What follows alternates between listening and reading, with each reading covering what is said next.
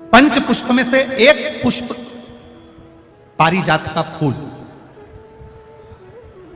जिसको हार श्रृंगार का फूल भी कहते हैं, जिसको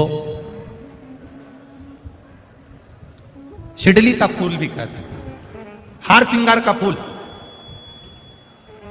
ऊपर से सफेद, नीचे जो उसकी डंडी होती है वो थोड़ी नारंगी होती है, संतरे के कलर की होती है, नारंगी कलर।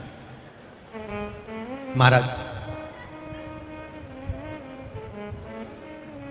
रात्रि में खिलने वाला ये फूल, रात्रि में जो फूल खिलता है ये पारिजात का, और हार श्रृंगार का जो ये पुष्प है जिसको हार श्रृंगार भी कहते हैं, पारिजात भी कहते हैं, और कहीं कहीं इसको शिडली का पुष्प भी कहते हैं।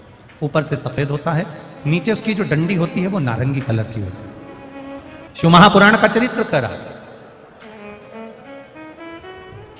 जिस समय पर संतान की प्राप्ति नहीं होती या किसी कारणवश, किसी कारण से हमारे यहां वंश की वृद्धि नहीं होती, तब देवादिदेव महादेव की आराधना पारिजात के फूल से करी जाती है। अब उस पुष्प को चढ़ाने का एक तरीका है, जरा ध्यान दीजिएगा। पंच पुष्प शिव महापुराण की कथा आप लोग सुनने के लिए बैठे हो, बड़ी आस लगाकर बैठे हो, उसको समझिए। पारिजात का जो फूल शिव जी को चढ़ता है, भगवान देवादिदेव महादेव को चढ़ता है, जैसे ये शिवलिंग है, मान लो ये शंकर भगवान का शिवलिंग है, ये जलाधारी है, ये जल नीचे गिरने का स्थान।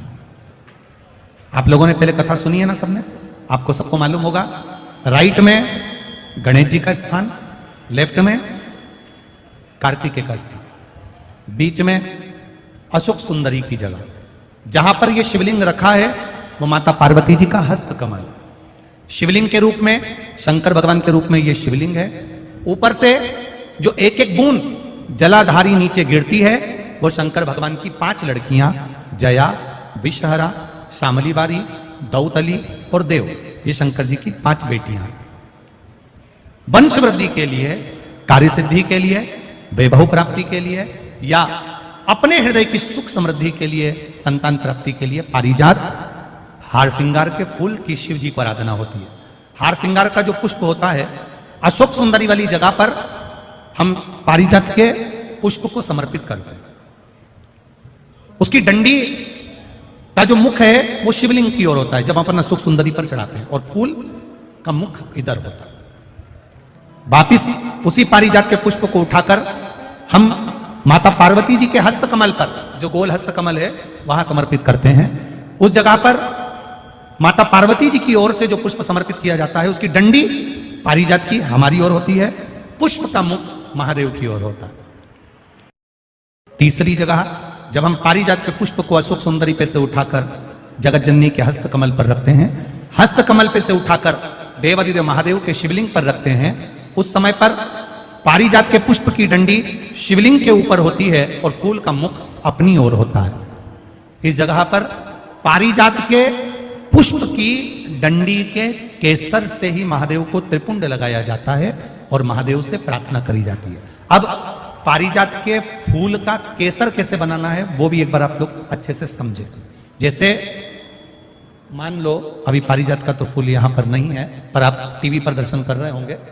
पारिजात पुष्प की जो पीछे की डंडी होती है, फूल सफेद और पीछे जो डंडी होती है नारंगी कलर की, केसरिया कलर की, उसको तोड़ लिया जाता है।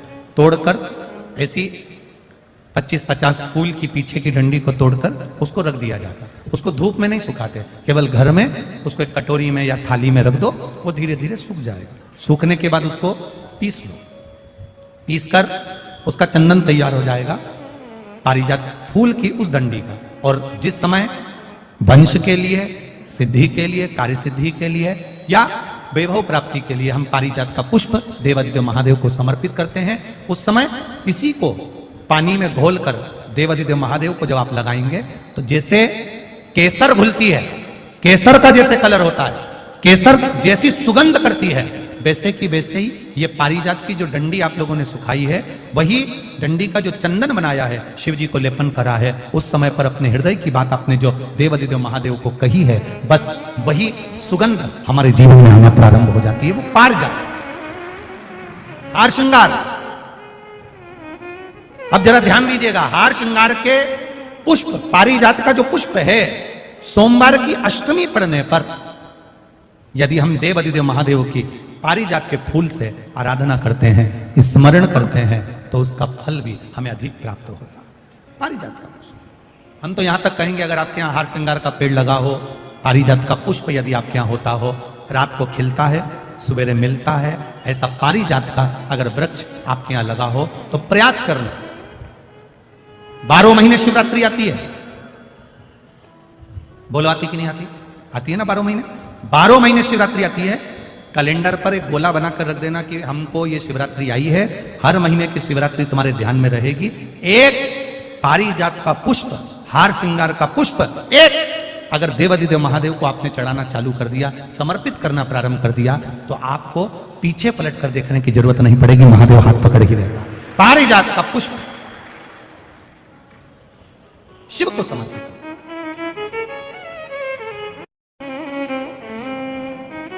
सफेद कलर का पुष्प है, आप टीवी पर दर्शन कर रहे होंगे, केसरिया कलर की है, नारंगी कलर की उसकी डंडी है, भगवान शिव को समर्पित पारिजात।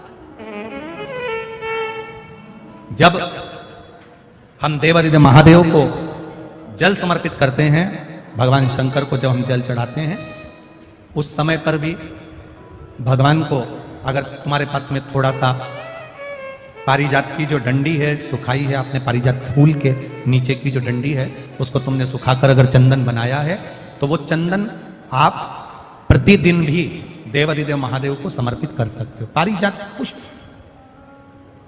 एक बात और हमारे स्मरण में रहे,